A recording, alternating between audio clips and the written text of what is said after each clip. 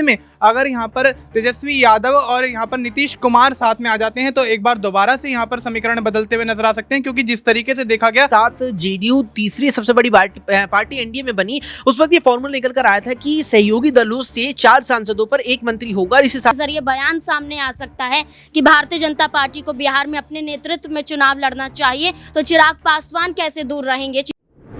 नमस्कार, ESPN 9 news में आपका स्वागत है। मैं हूं आपके साथ दिनेश कुमार। चर्चा करेंगे बिहार की राजनीति में, जहां पर एनडीए की गाड़ी पटरी से लड़खड़ाती हुई नजर आ रही है। वजह साफ सीधी है कि लोकसभा चुनाव के बाद बिहार में भारतीय जनता पार्टी ने ये वादा किया था कि अब आने वाले वक्त में बीजेपी का मुख्यमंत्री बिहार में बनने वाला है। नीतीश कुमार और भारतीय जनता पार्टी मिलकर के एनडीए गठबंधन की अगुवाई कर रहे हैं। लोकसभा चुनाव में भी दोनों पार्टियों ने 12 सीटों पर जीत दर्ज करके ये दिखा दिया कि आखिरकार बिहार में राजनीतिक जमीन न तो भारतीय जनता पार्टी मजबूत कर पाई पिछले यहाँ पर 5 सालों में, और न ही जेडीयू की राजनीतिक जमीन खिसकती हुई नजर आई। लिहाजा सम्राट चौधरी, जो बिहार बीजेपी के अध्यक्ष हैं और वर्तमान में डिप्टी सीएम हैं, उन्होंने अपनी पगड़ी भी खोल दी है। और वो पगड़ी इसलिए बांधी गई थी कि उन्होंने साफ तौर पर यह कह दिया था कि नीतीश कुमार को जब तक सत्ता से बेदखल नहीं कर दूंगा, इस पगड़ी को नहीं खोलने वाला हूं। आगामी वक्त में बिहार में विधानसभा के चुनाव होने वाले हैं। ऐसे में सियासी सरगर्मियां बढ़ती हुई नजर आ रही हैं कि क्या वाकई सम्राट चौधरी का वो बयान अब कहीं ना कहीं उसको अमली जामा पहनाने की तैयारियां की जा रही हैं। ऐसे में इन तमाम मुद्दों पर चर्चा करेंगे और चिराग पासवान, जिनका रिजल्ट इस लोकसभा चुनाव में 100% रहा है, उनकी क्या भूमिका रहेगी बिहार में सरकार बनाने को लेकर, न्यूज रूम में जानने का प्रयास करेंगे। अक्षय मेरे साथ मौजूद हैं। अक्षय, किस तरीके से समझते हैं अभी तक की इस सियासी लड़ाई को, जिसमें सम्राट चौधरी और नीतीश कुमार एक दूसरे के आमने सामने दिखाई दे रहे हैं?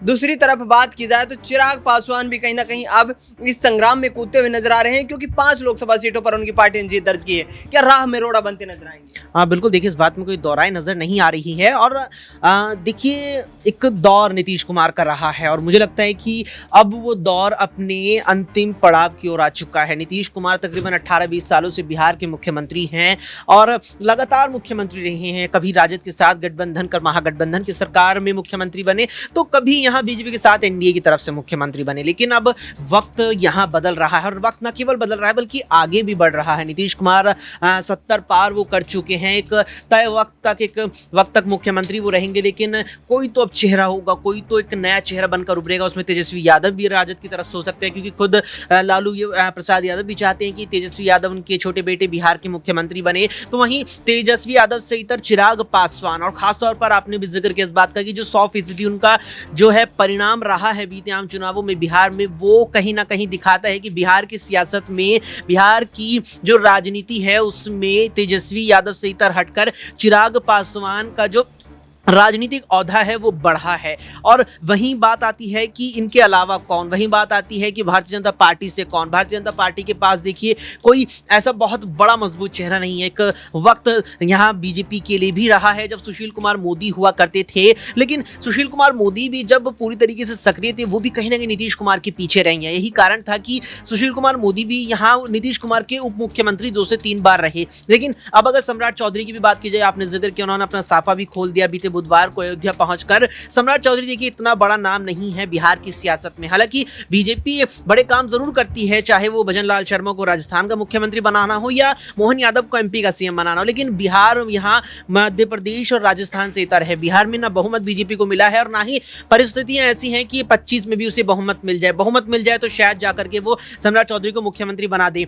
ऐसे में यहाँ बीजेपी की सरकार यहाँ आना, ये तो पूरी तरीके से कहना गलत होगा कि बीजेपी की सरकार आएगी। शायद एनडीए की सरकार बीजेपी कुछ सहयोगी दलों के साथ मिलकर बनाए, जैसे अभी भी है। ये क्या बीजेपी का मुख्यमंत्री बना पाना संभव हो पाएगा? क्योंकि नीतीश कुमार नहीं चाहेंगे कि किसी भी हालत में परिस्थितियां बनती हुई नजर आए। बिल्कुल दिनेश, यही बात निकल कर आती है कि मुख्यमंत्री नीतीश कुमार नहीं चाहते किसी भी हालत में बिहार छोड़ना। आप देखिए यहाँ पर जब केंद्र में एनडीए की सरकार का गठन हुआ और 12 सांसदों के साथ जेडीयू तीसरी सबसे बड़ी पार्टी एनडीए में बनी, उस वक्त ये फॉर्मूला निकल कर आया था कि सहयोगी दलों से 4 सांसदों पर 1 मंत्री होगा। इस हिसाब से जेडीयू के 3 मंत्री बैठ रहे थे, जबकि ललन ललन सिंह और रामनाथ ठाकुर जी ने एक राज्य मंत्री और ललन सिंह को केंद्रीय मंत्री यहाँ पर बनाया गया, कैबिनेट में शामिल किया गया। उस वक्त भी ये चर्चा थी कि अगर बड़े विभाग यहाँ ऑफर किए जाते हैं और न केवल ऑफर, अगर बड़े विभागों की मांग रखते हैं तो क्या नीतीश कुमार बिहार छोड़कर, पटना छोड़कर के दिल्ली आएंगे? नीतीश कुमार ने वही फैसला किया, वो दिल्ली नहीं आए, वो पटना में बरकरार हैं और अपने बाद अगर कहें पार्टी में सबसे बड़ा चेहरा वर्तमान में जो सक्रिय राजनीति में देखा जाए, केसी त्यागी को इतर हटके यहाँ पर आते हैं ललन सिंह को उन्होंने दिल्ली भेज दिया। और ये साफ दर्शाते हैं कि नीतीश कुमार पटना छोड़ने के, बिहार छोड़ने के मूड में कतई नहीं है।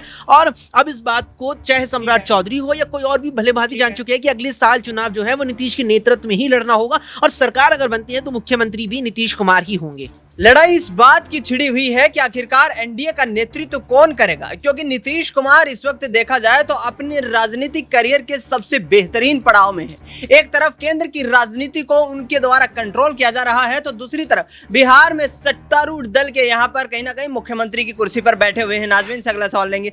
नाजमीन, एक तरफ राजनीतिक विरासत के तौर पर निशांत कुमार का जिक्र हो रहा था कि अपने बेटे निशांत कुमार की लॉन्चिंग कर सकते हैं नीतीश कुमार, लेकिन चिराग पासवान की एंट्री, जिस तरीके से उनके प्रवक्ता यहां पर बयान दे रहे हैं, क्या वाकई में ये मोड़ और दिलचस्प होता हुआ नजर आएगा? ये राजनीतिक समीकरण और भी यहां पर पेचीदा होते हुए नजर आएंगे? एनडीए की बात करें, देखिए, अगर हम एनडीए की बात करते हुए नजर आ रहे हैं तो बिहार में जिस तरीके से आपने शुरुआत में ही कहा है कि क्या अब एनडीए फंसता हुआ बिहार में नजर आ रहा है, क्या नैया डूबती हुई दिखाई दे रही है। जिस तरीके से नीतीश कुमार की पार्टी एक तरफ निशांत कुमार को लेकर दावा करती है कि ये समय आ चुका है कि अब निशांत कुमार को भी राजनीति में एक्टिव हो जाना चाहिए। राजनीति से वैसे कोई सरोकार नहीं है, निशांत कुमार का पेशे से इंजीनियर नजर आते हैं, लेकिन राजनीति की बात की जाए तो नीतीश कुमार ही हैं जो परिवारवाद के खिलाफ हमेशा से लालू परिवार को घेरते हुए नजर आए हैं। लालू परिवार के तमाम उन बच्चों पर निशाना साधते हुए नजर आए जो राजनीति में एक्टिव हैं या बड़े मुकाम को हासिल करते हुए नजर आए। लेकिन जिस तरीके से आपने कहा कि चलिए निशांत कुमार की राजनीति में एंट्री होती है तो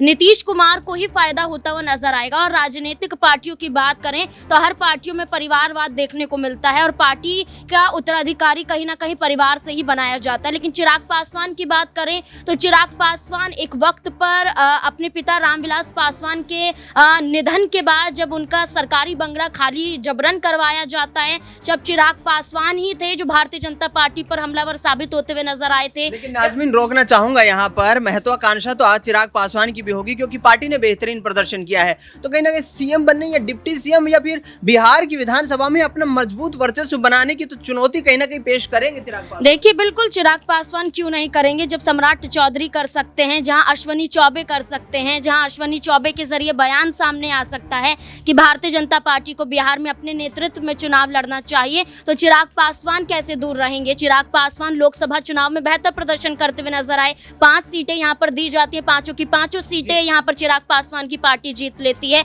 जगह यहां पर केंद्र में भी बना लेते हैं। और किस तरीके से देखा जाए तो अब चिराग पासवान बिहार को विशेष राज्य का दर्जा दिलाने के लिए कहीं ना कहीं वो भी आगे कूदते हुए नजर आ रहे हैं। एनडीए के तमाम और सहयोगी दलों की बात करें, उनके जरिए कोई बिहार को विशेष राज्य का दर्जा दिलाने की मांग नहीं है, लेकिन जब नीतीश कुमार की पार्टी ये दावा करती हुई नजर आई, केंद्र सरकार के सामने अपनी मांगों को रखती हुई नजर आई, तो चिराग पासवान ने भी मीडिया के सामने यही बात की कि नीतीश कुमार एक सही काम को आगे लेकर जाने की कोशिश कर रहे हैं और एनडीए के जरिए इस मांग को पूरा भी किया जाएगा। लेकिन जहां तक चिराग पासवान की बात करें, उनके चाचा पशुपति पारस की बात करें, उन्हें भी साइड किया गया है। खुद चिराग पासवान यहां पर करते हुए नजर आए हैं और अपने पिता के जरिए वो खुद यहां पर एनडीए का हनुमान बनने की कोशिश करते हुए दिखाई दे रहे हैं। अब ये देखना होगा कि एक तरफ नीतीश कुमार है, दूसरी तरफ अश्वनी चौबे, सम्राट चौधरी, अब चिराग पासवान क्या अपनी दावेदारी यहां पर पेश करते हुए दिखाई देंगे। बीजेपी के दिग्गज महारथियों के सामने क्या चिराग पासवान इस मैदान में टिक पाएंगे? चुनौती बन गई। आखिरी सवाल मनीष से रहेगा, छोटा सा सवाल। मनीष, क्या तेजस्वी यादव कोई बड़ा यहाँ पर खेल कर सकते हैं? क्योंकि इस तरीके की जब पॉलिटिकल अनबन देखने को मिलती है तो उस दौरान चिराग पासवान हो या फिर सम्राट चौधरी हो, इनके खिलाफ तेजस्वी यादव नीतीश कुमार के संपर्क में कूदते हुए नजर आते हैं, तो क्या तेजस्वी कोई यहाँ पर महत्वपूर्ण भूमिका निभाएंगे? क्या फिर से आरजेडी और जेडीयू सरकार बनाने के मूड में दिखाई देंगे? जी बिल्कुल, जिस तरीके से दिनेश राजनीतिक घटनाक्रम देखा जाए बिहार का, तो अब यहाँ पर सम्राट चौधरी जो है वो नीतीश कुमार के खिलाफ हमले बोलते हुए नजर आ रहे हैं। पगड़ी वाला जो उनका बयान था कि पगड़ी तभी खोलूंगा, बाल तभी कटवाऊंगा जब नीतीश कुमार को सीएम पद से हटा दूंगा, तो ऐसे में अब पगड़ी भी खुल गई है, बाल भी कट गए हैं, तो अब ये जाहिर होता है कि कहीं ना कहीं अब यहाँ पर सम्राट चौधरी जो है वो नीतीश कुमार को अब गद्दी से हटाने की पूरी तैयारियां कर चुके हैं। बस इंतजार है तो विधानसभा चुनाव का बिगुल बजने का, तो वो बिगुल बजते ही यहाँ पर कोई बड़ी रणनीति सम्राट सम्राट चौधरी खेलते हुए नजर आते हैं। और ऐसे में अगर यहाँ पर तेजस्वी यादव और यहाँ पर नीतीश कुमार साथ में आ जाते हैं तो एक बार दोबारा से यहाँ पर समीकरण बदलते हुए नजर आ सकते हैं, क्योंकि जिस तरीके से देखा गया एनडीए के माध्यम से जो ये सरकार पिछली बार बनी थी विधानसभा चुनाव में, उसमें कहीं ना कहीं फूट पड़ती हुई नजर आ रही है। तो अब दोबारा से तो उम्मीद नहीं की जा सकती कि एनडीए की सरकार यहाँ पर दोबारा वापसी करती हुई नजर आएगी, लेकिन यहाँ पर भारतीय जनता पार्टी और जेडीयू के बीच कड़ा मुकाबला देखा जा सकता है और उसमें कहीं ना कहीं आरजेडी जो है बहुत अहम भूमिका निभा सकती है और तेजस्वी यादव और नीतीश कुमार एक बार फिर से चुनाव साथ में लड़ सकते हैं। देखना यह होगा कि राजनीति के जादूगर के रूप में देश की राजनीति में यहाँ पर प्रख्यात नीतीश कुमार किस तरीके से बिहार की राजनीति में आगामी वक्त में यहाँ रणनीतियां तय करते हुए नजर आते हैं, क्योंकि पार्टी का यदि पॉलिटिकल ग्राफ देखा जाए तो लगातार 2014 के बाद से नीचे गिरता हुआ नजर आ रहा है। नीतीश कुमार के सामने सरकार को और सीएम की कुर्सी को बचाने की चुनौतियां खड़ी हुई है। आखिरकार जो सहयोगी दल भारतीय जनता पार्टी यहाँ पर बार बार नीतीश कुमार की ताजपोशी में अहम भूमिका निभाती थी, क्या अब वही भारतीय जनता पार्टी उनके गले की फांस बन जाएगी? फिलहाल न्यूज़ रूम से इस खास कार्यक्रम में इतना ही। देश दुनिया की तमाम बड़ी खबरों के लिए आप देखते रहिए SPN9 न्यूज़।